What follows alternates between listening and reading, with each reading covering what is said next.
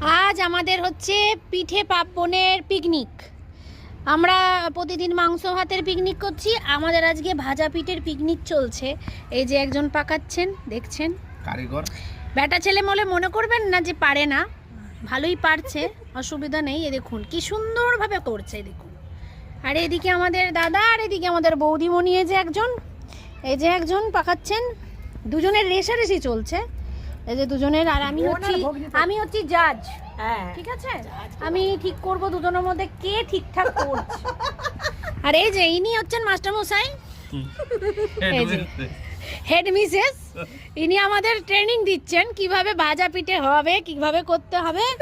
এই যে দুজনের রেসারেসিতে কে হয় দেখি। ঠিক আছে, এনার পুর দেওয়া হয়ে গেছেন, ইনি ফাইনাল টাচ আপ দিচ্ছেন, আর ইনি এখন ভরেছেন, ফাইনাল টাচ আপ দেবেন। আর আমি দেখছি কোনটা ঠিকঠাক হয়, মাঝে মাঝে হেল্প করছি, কিন্তু এদিকেও দেখছি।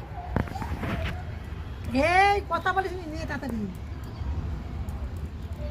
এই যে ফাইনাল টাচ আপ হয়ে গেছে, দেখা যাক। দুজনেই হাতে নিয়ে দেখাবেন কেমন হয়েছে পাশাপাশি।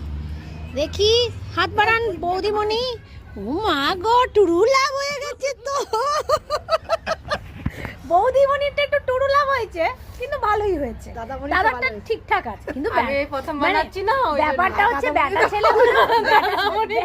বেটা ছেলে হয়েও যে এতটা এগিয়েছে, এটাই অনেক বড় ব্যাপার। তো চলা যাক, আমাদের ফির আবার এখানেই স্টপ করলাম।